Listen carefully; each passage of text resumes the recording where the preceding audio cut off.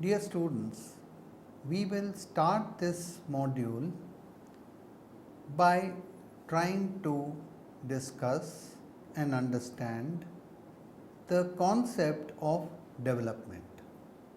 First of all, meaning of development. Is economic development the same as economic growth? Development as a concept and a phenomenon has garnered much attention of academics and policymakers alike in the past few decades.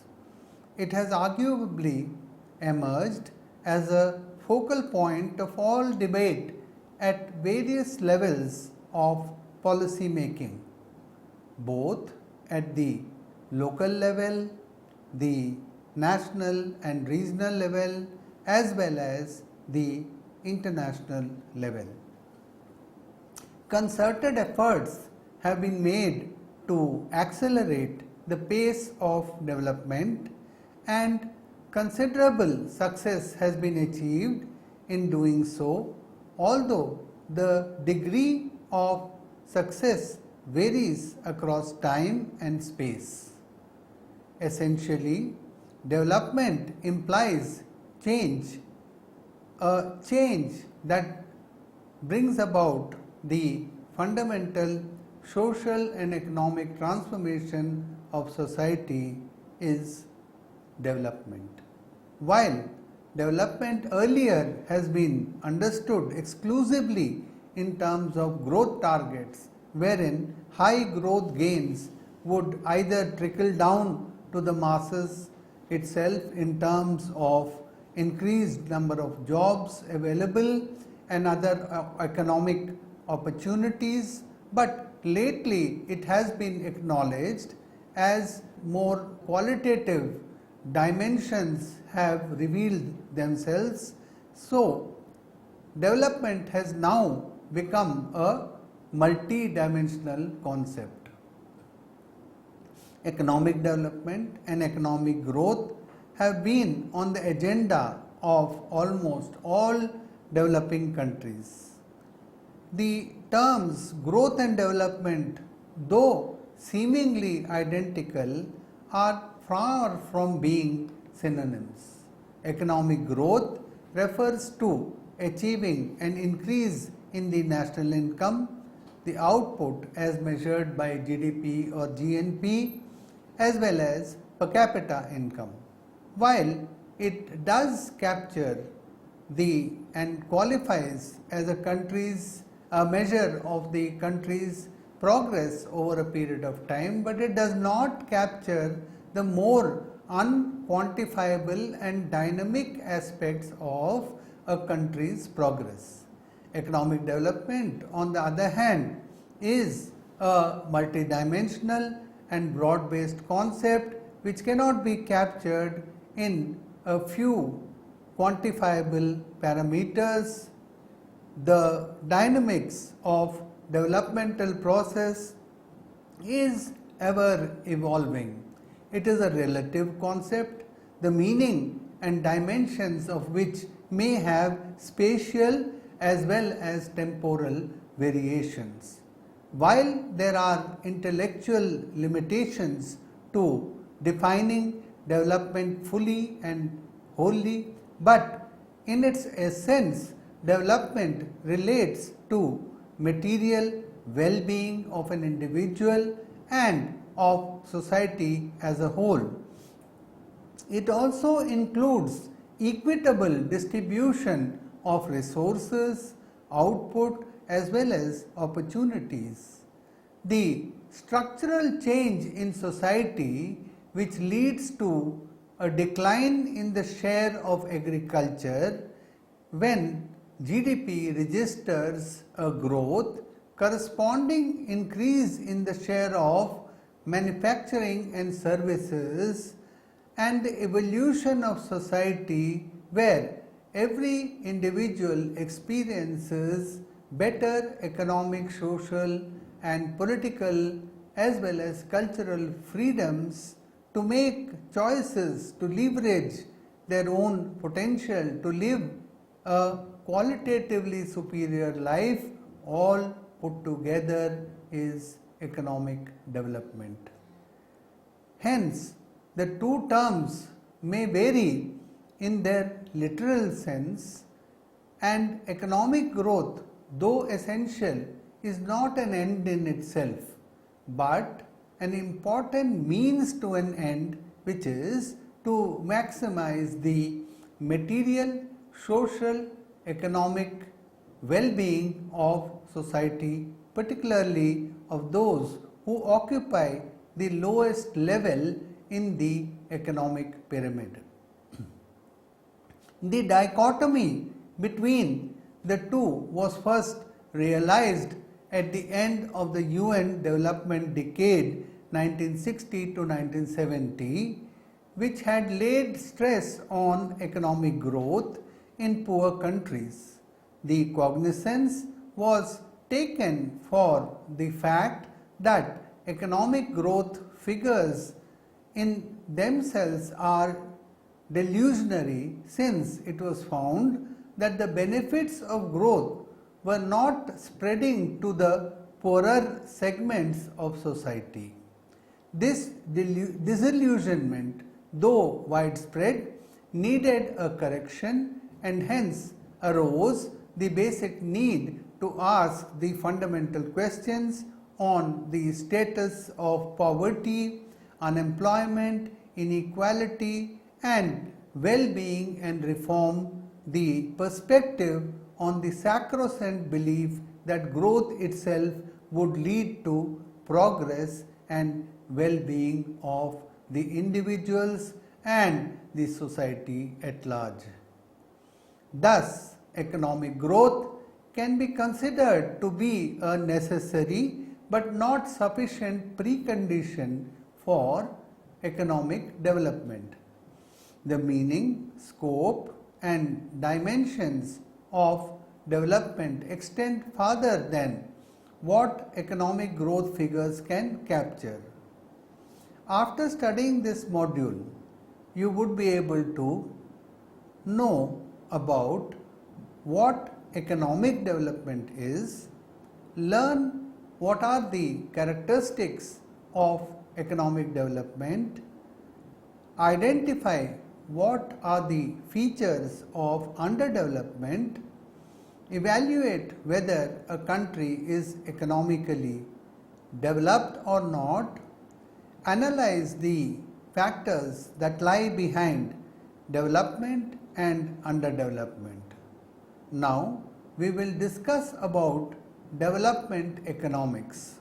Here we address certain fundamental questions of development.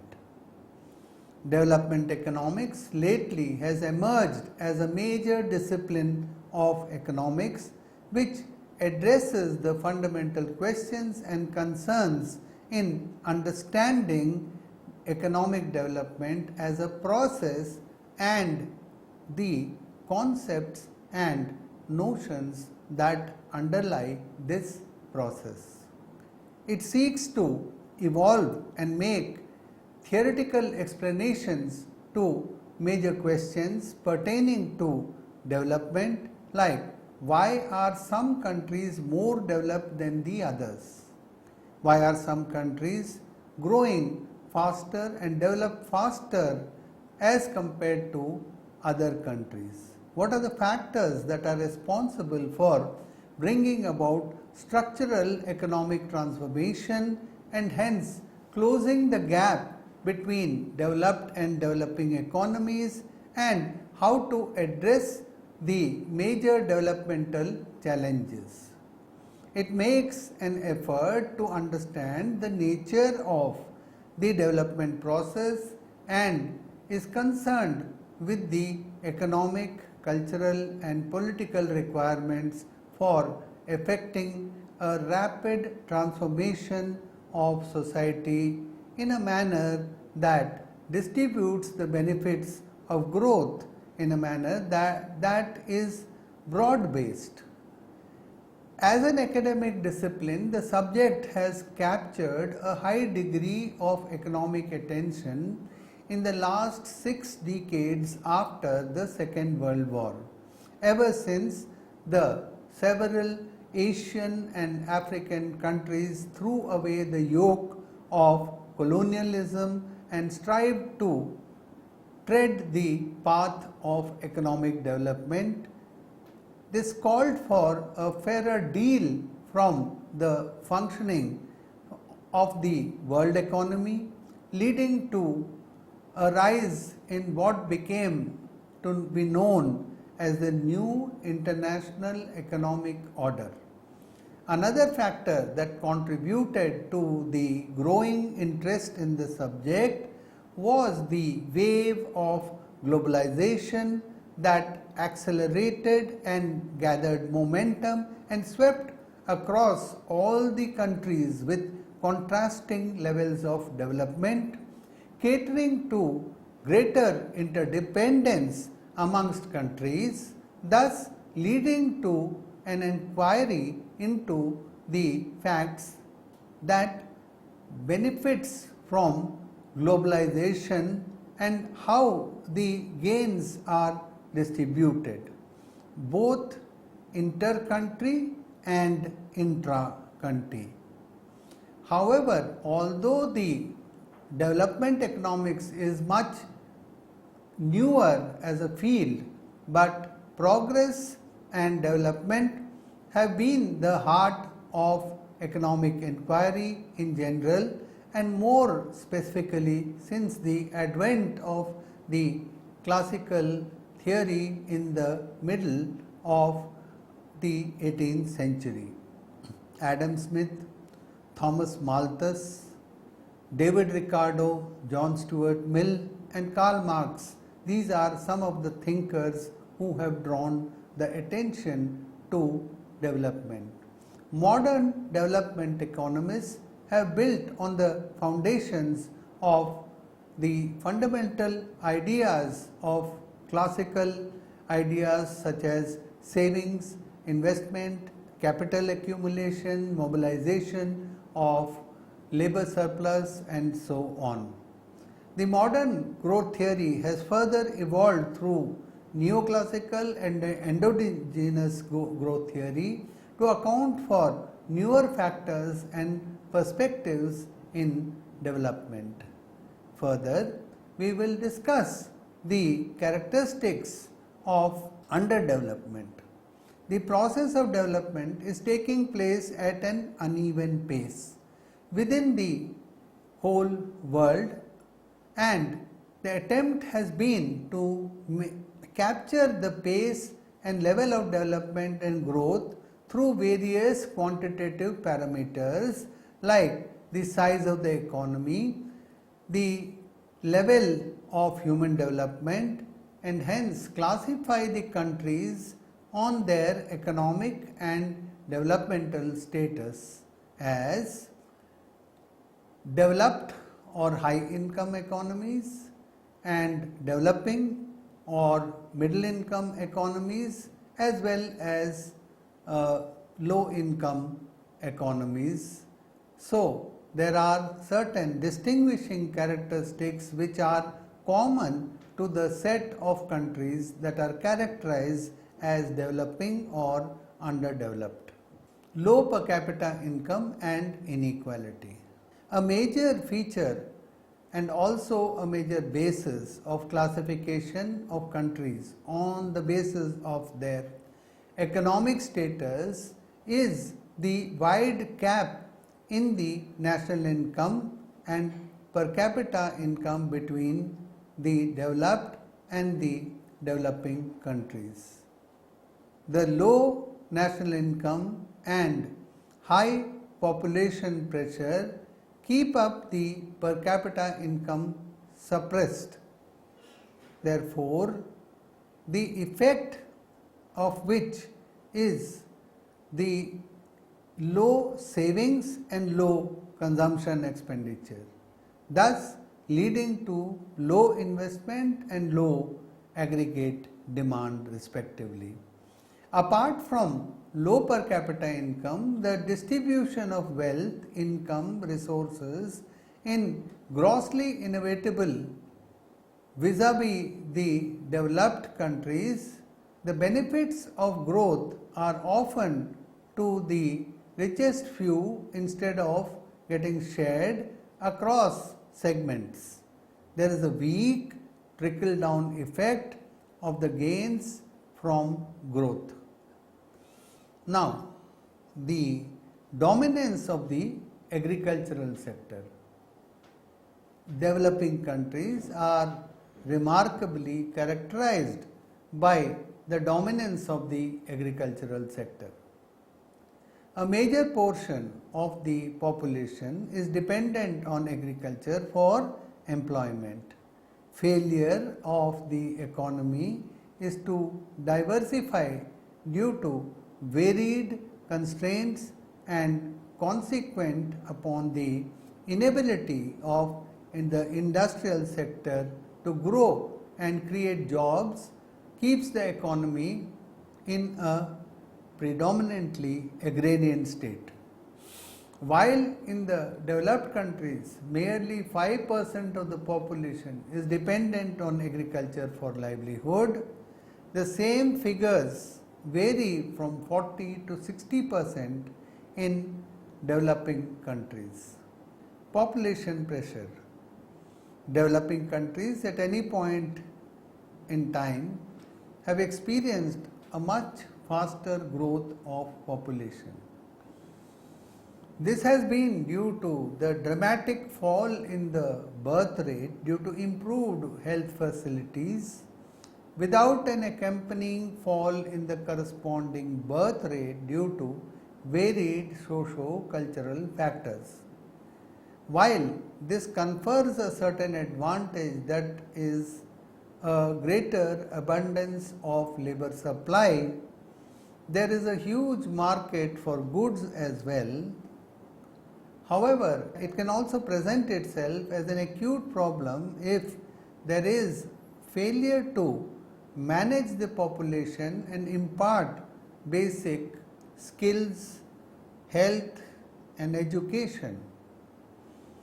The high population numbers lead to a strain on the amenities and the government exchequer, and the overcrowding of social space and the high burden on public infrastructure, chronic unemployment. This problem is an offshoot of the much bigger concern of high population growth rates in developing countries. While population in itself may not be present as a problem, but its excess vis-a-vis the resources and economic opportunities available give rise to the problem of persistent and chronic unemployment.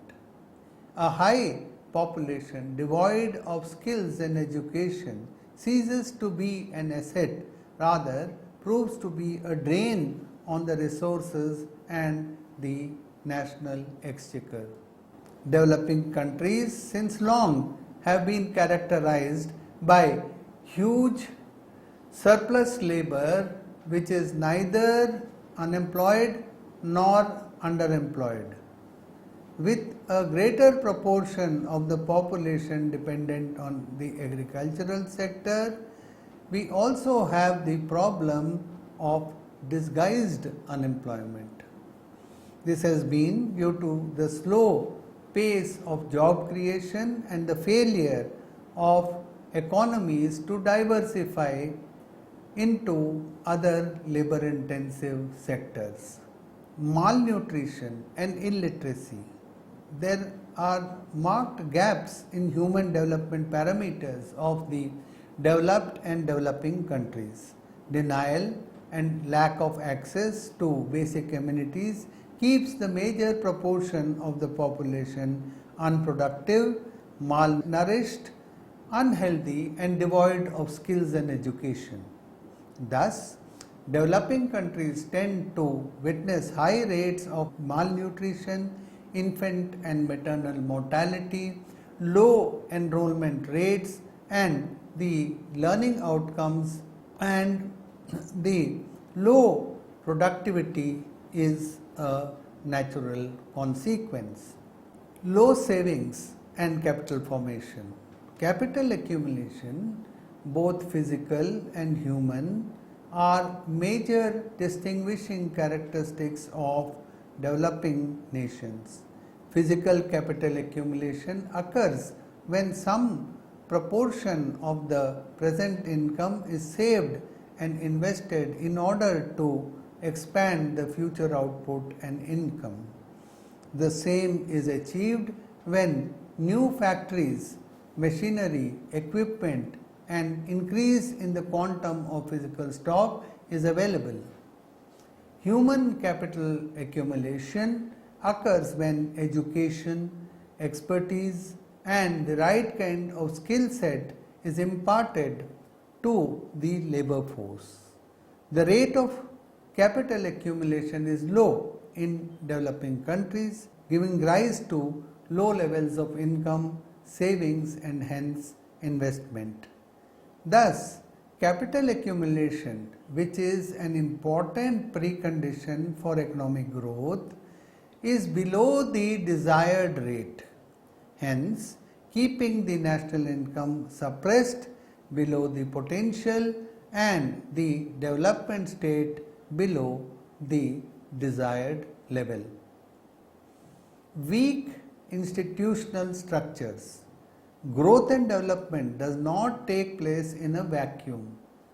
To pursue growth and development requires a supportive and transparent as well as well-developed institutional structure. The process demands basic rule of law, well-defined property rights, and measures to safeguard them, constraints on the exercise of power and excesses, and an appropriate conflict management and redressal mechanism. However, in contrast to developed countries, the degree of robustness of essential institutions is on the low side in developing countries, and they are marked by weak institutions and the absence of rule of law and clearly defined property rights. Political instability and conflicting power groups. Many developing countries have an unstable socio-political fabric with varying degrees of volatility due to interplay of varied factors. They have deeply embedded social, cultural, ethnic, and religious divisions with conflicting interests. Such social conflict, along with, not only leads to divergence of resources, time, efforts, financially away from the more productive channels, but also deters investment. Social and political uncertainty, along with persistent threats to stability, are a major distinguishing feature of developing countries. Now we will talk about what keeps a country underdeveloped, the causes of low level of economic development. The central idea of development is that there is a gap between what human potential can achieve and what it is actually achieving now. Achieving the highest level of human potential is constrained by several factors: economic, social, cultural, natural, and so on. But it is a convergence of all these factors that creates a kind of a construct or an ecosystem which gives rise to the forces which accentuate the level of underdevelopment in certain economies or societies. Some of these factors which are generic to less developed countries are inadequacy of natural resources. Inter-country and intra-country distribution of natural resource is uneven. While some countries, including USA, Canada, have them in abundance, and others face a paucity of natural resources. However, the quantum of natural resources a country has is not a major detriment to the development process. Some countries like Japan, Korea, UK have experienced economic growth despite not having abundance of natural resources, while other countries in South Asia and Southeast Asia and Africa haven't experienced magnificent growth rates despite being blessed with abundant natural resources. Hence, the presence of natural resources is neither a necessary precondition nor a major deterrent to the process of economic development. Human capital development and robustness of institutions are critical factors which can help a country to overcome the paucity of resources or exploit natural resources to their best advantage. Population pressure and low levels of human capital. Underdeveloped countries are generally characterized by high population growth due to their socio-economic idiosyncrasies. This creates high pressure on the available resources and the opportunities like health, education, skill, which are essential for human capital development, are very few such opportunities exist. There are strong linkages between the levels of human capital development and economic development. Developing countries lag behind developed countries in an average in terms of the level of nutrition, enrollment, learning and other parameters of human capital development. Low savings and capital formation. Capital accumulation, both physical and human, which is a major precondition for economic growth, is suppressed in developing countries. This is due to low income, low saving and hence low investment in developing economies. Hence, the failure of developing countries to mobilize resources to expand output and the leverage their human resources keep the economy in a low income trap and perpetuate the underdevelopment, and hence it is a major hindrance to the realization of the full economic potential. Underdeveloped institutions. Growth and development does not take place in a vacuum. The presence and support of robust, effective, transparent institutions is imperative for enforcing and protecting the contracts made by decision makers. Robust institutional structures, rules and norms for conduct of contracts, sound governance practices are essentials for an economy to flourish.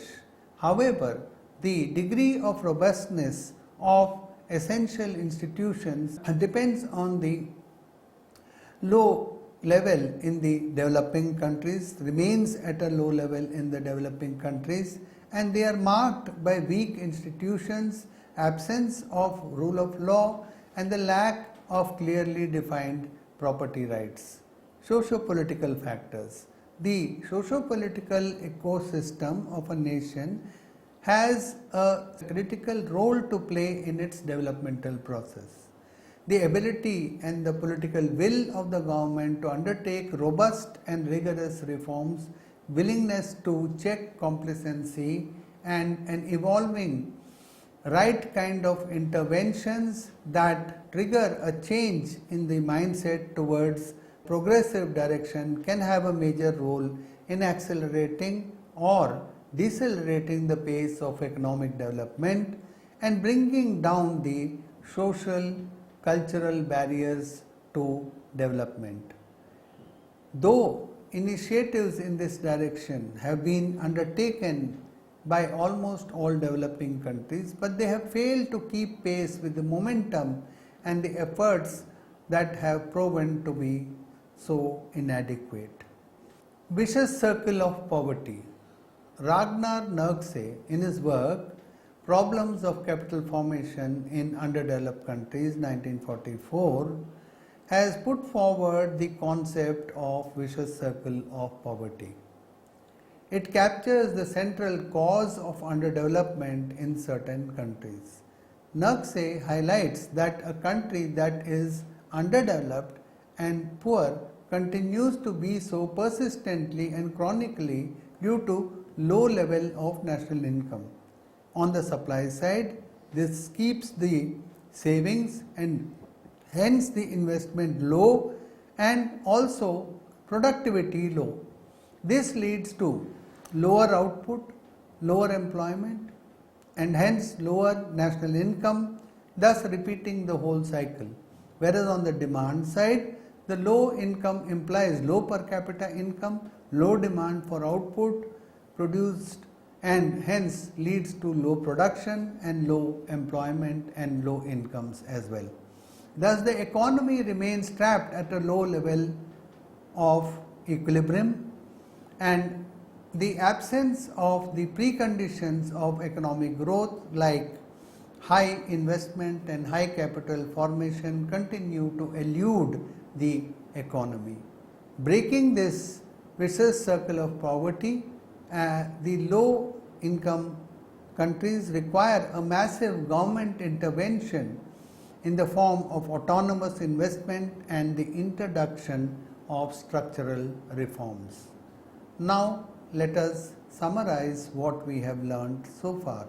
There are several social, cultural, political factors at play which are both the cause and consequence of economic development. Overcoming underdevelopment requires a determined, rigorous effort on the part of all stakeholders at various levels. Pursuing development is a continuous, multifaceted process, the pace of which is determined by the willingness of those who are at positions of authority.